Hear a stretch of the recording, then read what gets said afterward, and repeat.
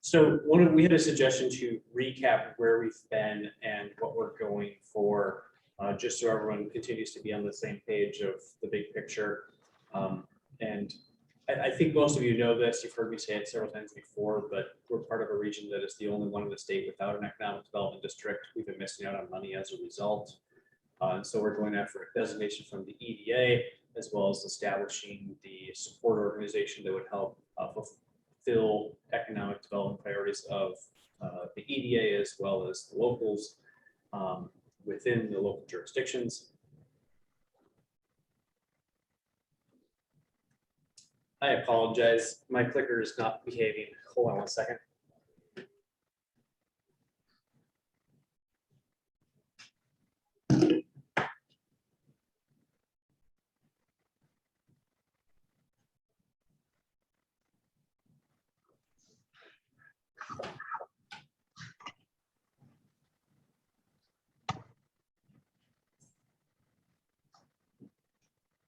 Okay, hopefully that'll be the last disruption.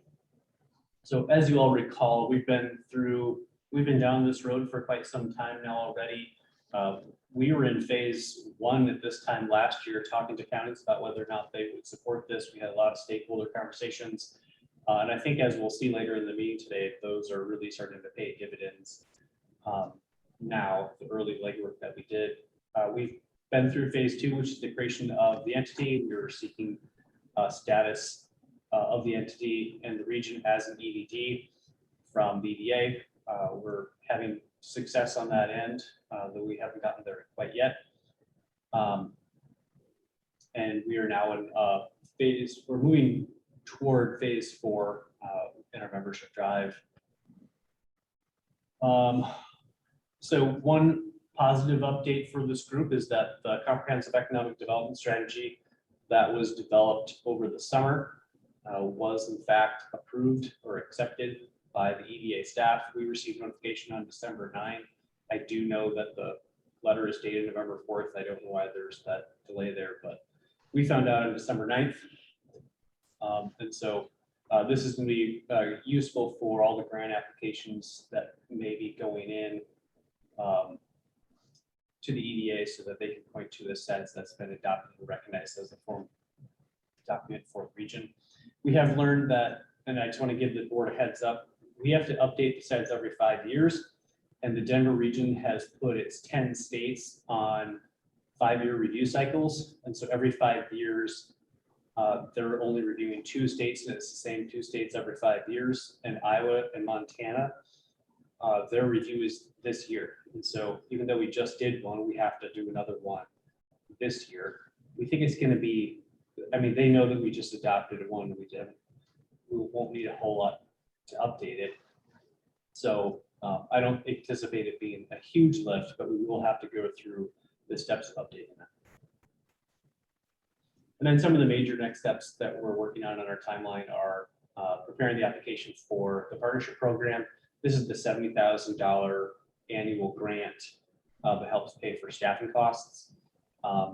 We have to be formally designated first, which hasn't happened yet, and then we will be formally invited to apply for the partnership program. But we've been told by staff at the Denver region that we should just go ahead and start preparing that application now in anticipation of that invitation, and that we could potentially have that partnership program in effect with staff here working as early as April 1st.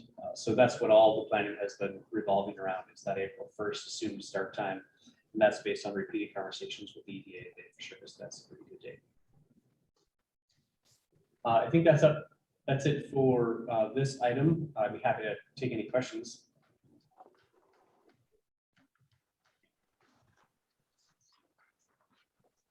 I don't hear any questions, so let's move on to item 5 and direct your attention to page 10. And do we just, Gunnar, can you confirm we're still not at quorum? Let me check real quick. Gunnar, what was the number for quorum again? That's what I need to verify.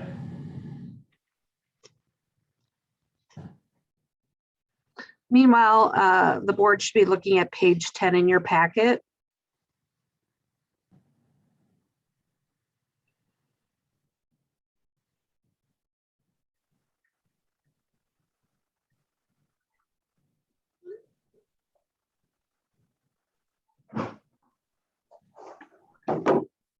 We have 29 members on the board, and so simple majority plus one is 15.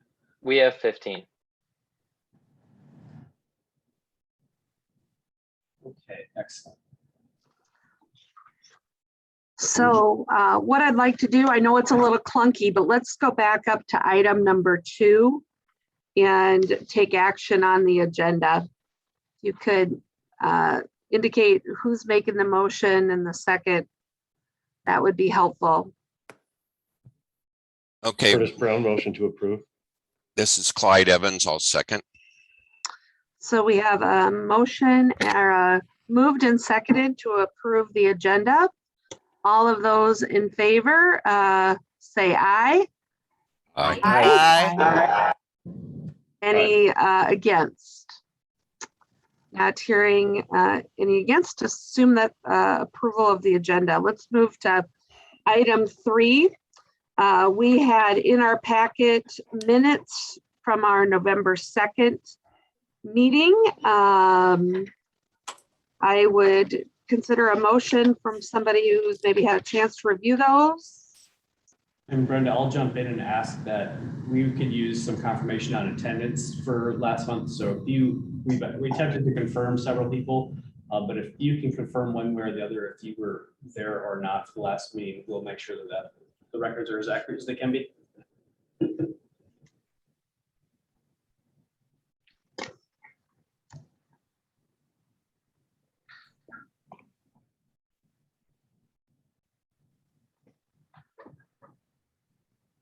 This is Alex. I was not in attendance last month. Alex Lynch. Alex, and thank you, Carla. We'll put it in the chat too, if that's easy. Perfect.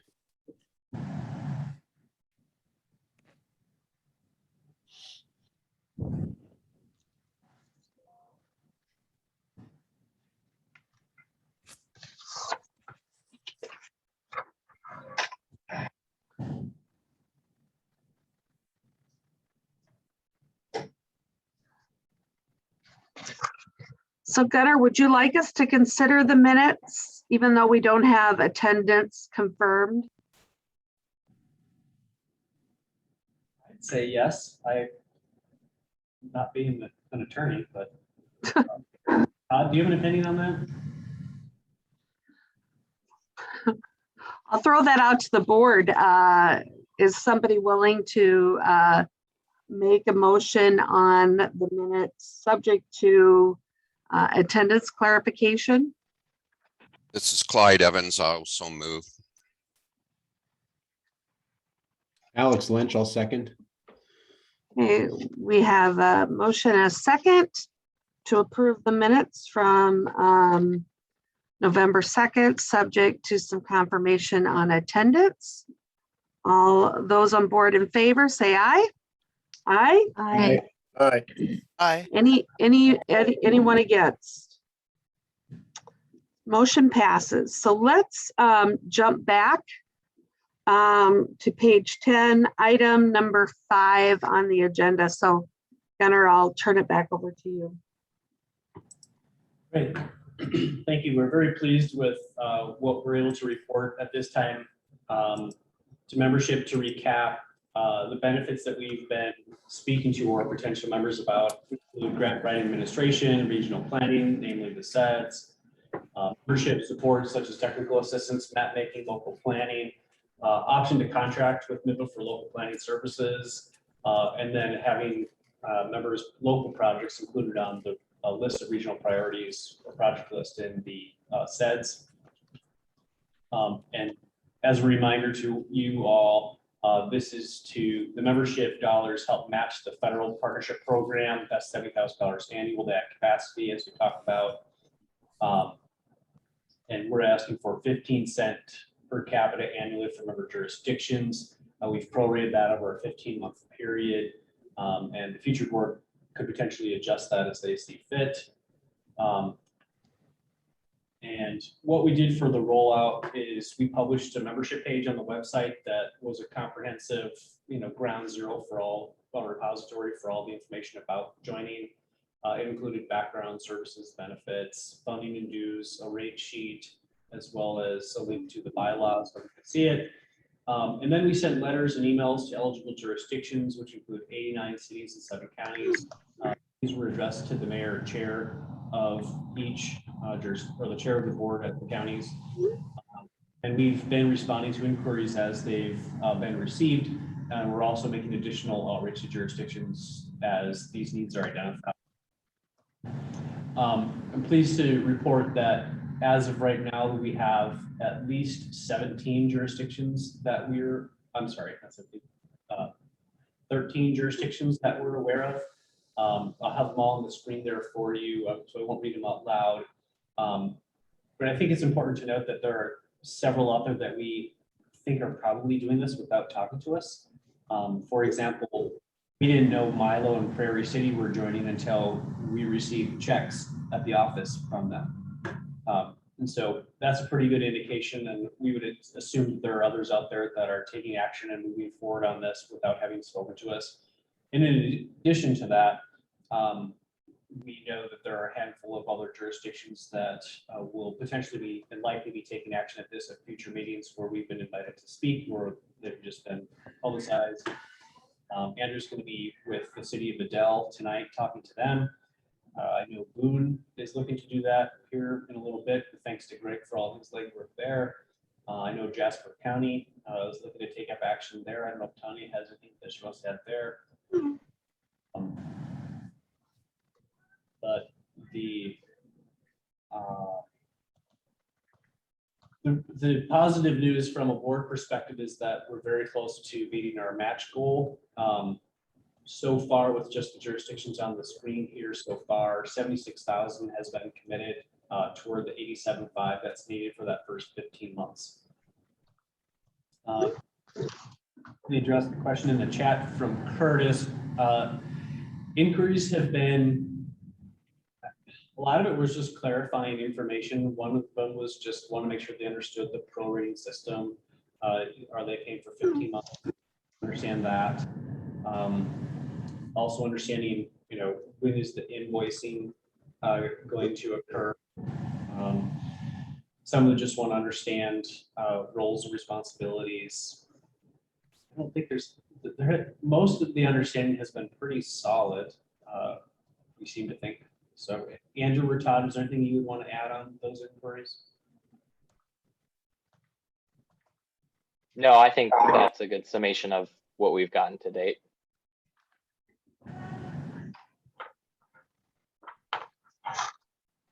I'll pause here. I'd like to ask the board, do you have any updates that you can share on potential membership or that that are in a good position, and or are there communities we should be reaching out to that are maybe on the fence? I'll just give an update. I need to do some work with Ames, and I plan to do that here in the week or so. So just ran out of time for the end of the year, but I will be working with Ames.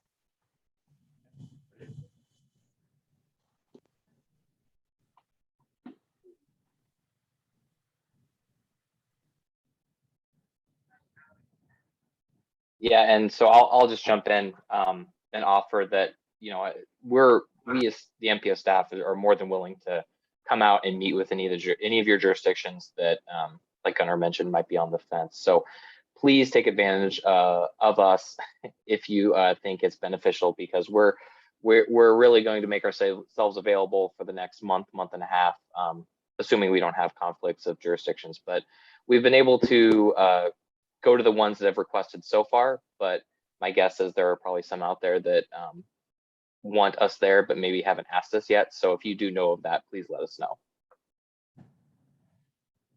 Yeah, and whatever that can look like. In some cases, we've been asked to do a full presentation. In other cases, we've just been asked to be present in case there's questions.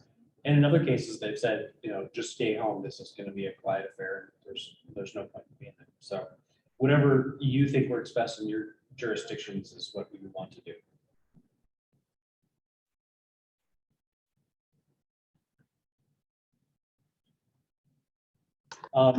Next steps here, continuing outreach, as we've noted, through the end of the enrollment period, which we've published as February 15. That's for your information as a board, that's an arbitrary deadline that we made up because we need to have commitments before we apply for the partnership program. Then after the enrollment period ends, just so you're all aware, we're gonna have to begin working with member jurisdictions to appoint members to the board and executive committees.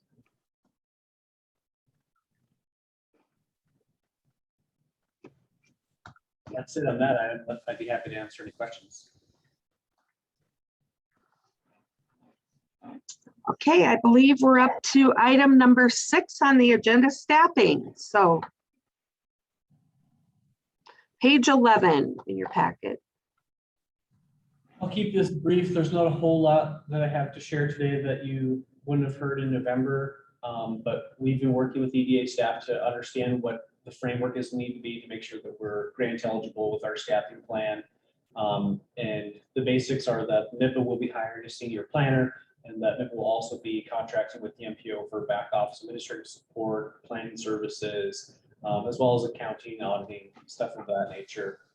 So what we've been discussing so far. I think that's it from staffing. Well, on next steps, we need to start mapping out some of the next steps in order to execute this on the timeline that we put together for ourselves. So we need to have a contract for our board at MPO as well as this board to look at. I hope we'd like to do that at the next meeting as early as February, and we'll talk about that in other business. But we're proposing that we delegate the hiring to the executive director. We'd be open to doing a hiring committee of the board members if there was interest in doing that, with the idea that we would complete a hiring process in March, with the anticipated start date being April 1.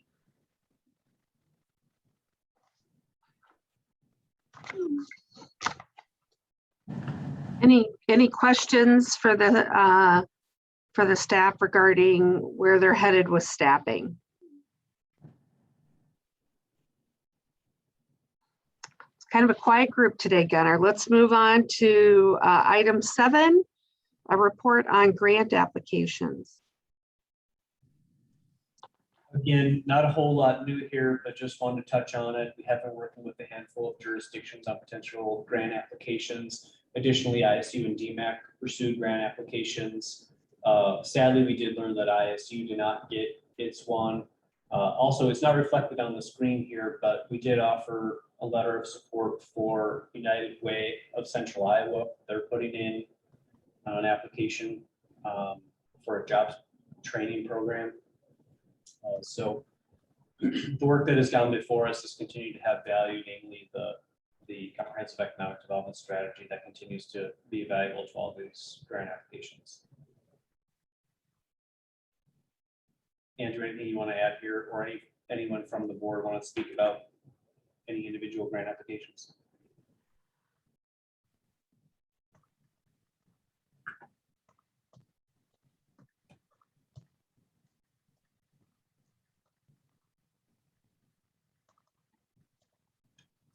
I'm going to choose to interpret quiet as good. Okay. You're happy with where we're headed. Any other business for the MIPA board today? We do have a couple of short items. One to let you know that we did take the step of establishing a bank account for MIPA. We did so at Bankers Trust. We've had a really good experience with them. That's where we have bank accounts for CERPTA, or Central Iowa Regional Transportation Planning Alliance, which a lot of your jurisdictions are a part of. So wanted to let you know that that step has been taken. Also wanted to throw out a proposal to have a few more meetings in this next quarter. There's a few more decision points that are need to be made to launch the organization on April 1, if that's to come to pass. So we'd recommend doing quote monthly meetings or our usual time. I know this date didn't work for a handful of members this time due to conflicts with county boards and supervisor meetings. So if we wanted to explore another time, we certainly could. I'd be open to discussion and guidance from the board.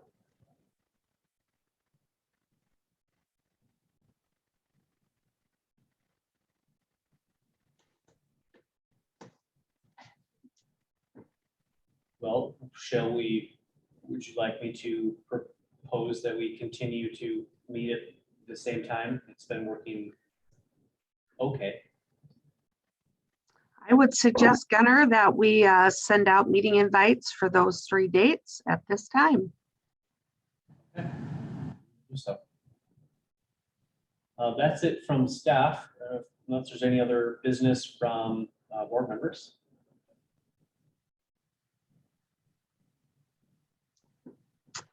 I'm not hearing any other questions from the board. So we'll adjourn today's meeting and we'll convene again on February 1st at 10 a.m. Have a good January, everybody. Thanks, You too. everybody. Thank you. You too. Thank you. Thank you.